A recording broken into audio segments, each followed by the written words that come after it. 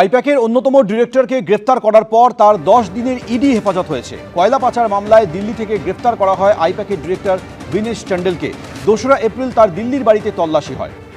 কয়লা পাচার মামলায় যোগ থাকার অভিযোগে তাকে গ্রেফতার করা হয়েছে।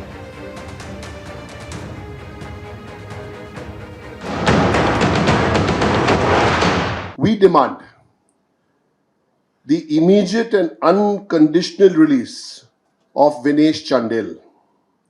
We demand that central agencies be withdrawn from Bengal ahead of the polls. কয়লা পাচার, গরু পাচার পশ্চিমবঙ্গের নতুন কিছু না, তার তদন্ত হয়নি এতদিন। এবার তদন্ত শুরু হচ্ছে।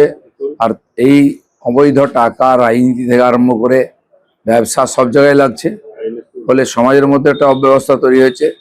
আর ভয় দেখিয়ে ভোট নেওয়া, ইলেকশন জেতা, এইসব টাকা ব্যবহার হয়। অবশ্যই যারা এর সঙ্গে যুক্ত তাদেরকে শাস্তি দেওয়া উচিত। নির্বাচনের দিনও গ্রেপ্তার হতে পারে, এতে কোনো তিথি নক্ষত্র থাকে না। যখন মনে করবে তদন্তকারী সংস্থা তাদের কাছে তথ্য আসবে, তখন তারা অ্যারেস্ট করবে। টিএমসি পশ্চিমবঙ্গকে দুর্নীতির কালো ছায়ায় ঢেকে দিয়েছে। পশ্চিমবাংলার মানুষ হীনমন্যতায় ভুগছেন। এর মুক্তি শুরু হয়েছে, বিজেপি ক্ষমতা এলে সব পরিষ্কার হয়ে যাবে।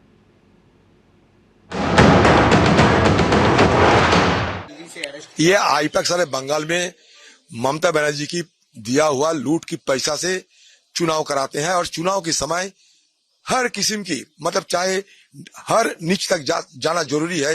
सिर्फ चुनाव जीतने के लिए ये जा भी सकते हैं। ये ध्रुवीकरण की राजनीति करते हुए दंगा भी फैलाते हैं। ये खतरनाक एक एजेंसी है, ये मैं जरूर कहूंगा। और ये खतरनाक एजेंसी के लिए बंगाल में जो सामाजिक संतुलन है, ये सामाजिक संतुलन को बिगाड़ने के काम किया जाते हैं।